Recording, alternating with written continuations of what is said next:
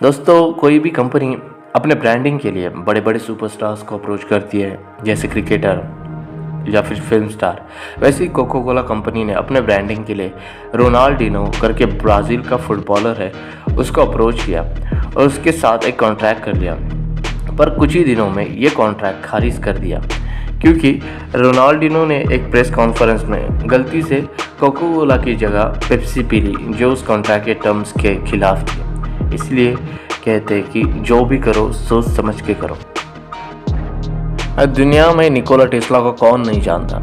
इनको मरे हुए इतने साल होने के बावजूद आज भी सिलिकॉन वैली कैलिफोर्निया में ये फ्री वाईफाई प्रोवाइड कर रहा है। इस इंसान ने सबसे पहले वायरलेस टेक्नोलॉजी का सपना देखा था, पर दुर्भाग्य से इनकी मौत वायरलेस फ़ोन आने से 30 साल पहले हो गई। टेरी गायर, जो कि एक आर्टिस्ट है, इनको इनका स्टैचू बनाने का काम मिला, जिसमें निकोला टेस्ला अपनी ही एक वायरलेस लाइट बल्ब को अपने हाथ में लिए खड़े हुए हैं और इस लाइट बल्ब के अंदर एक वाईफाई राउटर बिठाया है, जो कि वहां पर आए विजिटर्स को फ्री वाईफाई प्रदान करता है। और इस स्टैचू के अंदर एक टाइम कैप्सूल भी है, जो कि 2043 में टेस्ला की 100वीं डेथ एनिवर्सरी पर ओपन की जाएगी। आपने गुलाब को कहीं ना कहीं तो देखा ही होगा, लाल, काला, पीला, सफ़ेद, पर आपने कभी रेनबो गुलाब के बारे में सुना है? जी हाँ, यह गुलाब बहुत सारे रंगों से मिलकर बनता है। इन गुलाब को हैप्पी या फिर कैलिडोस्कोप गुलाब भी कहा जाता है, जिसमें गुलाब की पंखुड़ियाँ कृत्रिम रूप से कलर की जाती है, जो कि आपको इंद्रधनुष का आभास दिलाती है।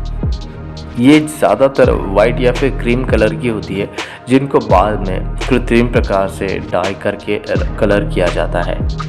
रिवर ब्लाइंडनेस या फिर नदी का अंधापन, यह बीमारी सिमुलियम प्रजाति के ब्लैक फ्लाई के काटने से होती है। आमतौर पर संक्रमण होने के लिए कई बार काटा जाना आवश्यक होता है। यह मक्खियाँ नदी के आसपास ही रहती है, इसलिए इस बीमारी का नाम ही रिवर ब्लाइंडनेस या फिर नदी का अंधापन ऐसा पड़ा है। जब किसी व्यक्ति के शरीर को यह मक्खी काटती है तो यह शरीर में लार्वा उत्पन्न करती है और इस प्रकार से वो त्वचा में प्रवेश कर पाते हैं, और अगर एक बार यह अंदर चले गए तो आपको आसानी से अंधा बना देती है। इसका अधिकांश संक्रमण अफ्रीका के देशों में पाया गया है।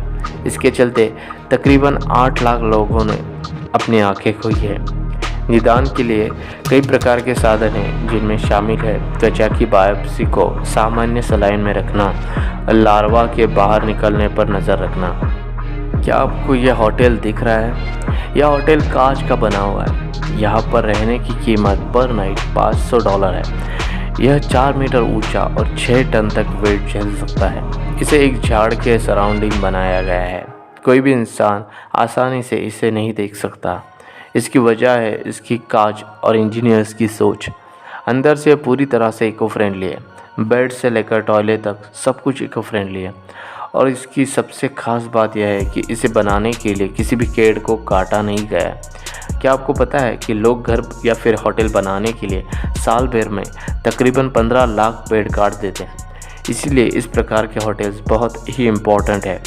यह होटल इस बात का भी सबूत है कि नेचर को डिस्टर्ब किए बिना भी आप अपने घर बना सकते हो। दुनिया में प्रपोज करने के लिए बहुत सारे तरीके आपने देखे होंगे, पर जापान के इस इंसान ने तो हद ही कर दी। इसने अपने गर्लफ्रेंड को गूगल अर्थ पे मैपिंग टूल से प्रपोज किया। इस 31 वर्षीय आदमी ने पूरे जापान में GPS डिवाइस लेके इस तरह से घुमा कि गूगल मैप पे मैरी मी ऐसा स्पेल हो जाए, और यह ट्रिप उसने गूगल अर्थ पर प्रेजेंट की। इस इंसान ने तकरीबन 7163 किलोमीटर इतना लंबा सफ़र तय किया, जो कि शुरू हुआ होकाइडो से और ख़त्म हुआ कागोशिमा पे।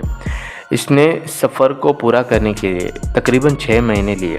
उसके बाद उसकी गर्लफ्रेंड ने भी कोट किया कि मुझे दुनिया का सबसे बढ़िया प्यार करने वाला इंसान मिला है, और यह सफ़र उस इंसान को गिनीज वर्ल्ड रिकॉर्ड में भी लेके गया, दुनिया का सबसे बड़ा GPS ड्राइंग बनाने के लिए। क्या आप भी अपने प्यार के लिए ऐसा कोई कारनामा कर सकते हैं? कमेंट सेक्शन में ज़रूर बताना।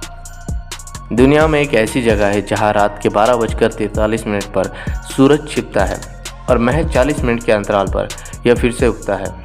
यह नज़ारा नॉर्वे में देखने को मिलता है। यहाँ आधी रात को सूरज छिपता है और रात के करीब 1:30 बजे चिड़िया चहचहाने लगती है। यह सिलसिला एक दो दिन नहीं, साल में करीब 2.5 महीना यह सूरज छिपता ही नहीं। इसीलिए इसे कंट्री ऑफ मिडनाइट सन कहा जाता है। यह देश अंटार्कटिका के सर्कल के अंदर आता है।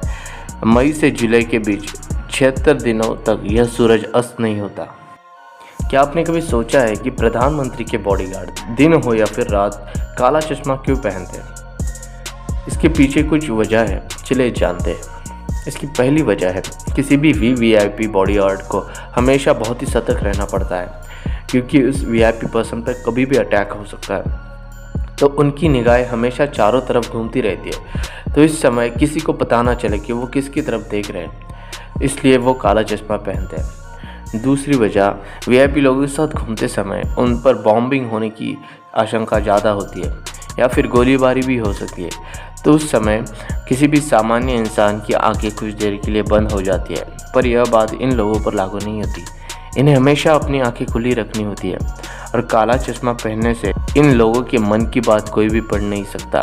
तो इसीलिए ये लोग हमेशा काला चश्मा पहनते हैं। अगर वीडियो पसंद आया तो लाइक कर देना, आपके फ्रेंड्स एंड फैमिली के साथ शेयर कर देना। अगर आप हमारे चैनल पर पहली बार आए हो तो सब्सक्राइब कर देना। यहाँ तक देखने के लिए धन्यवाद। मिलते हैं अगली वीडियो में।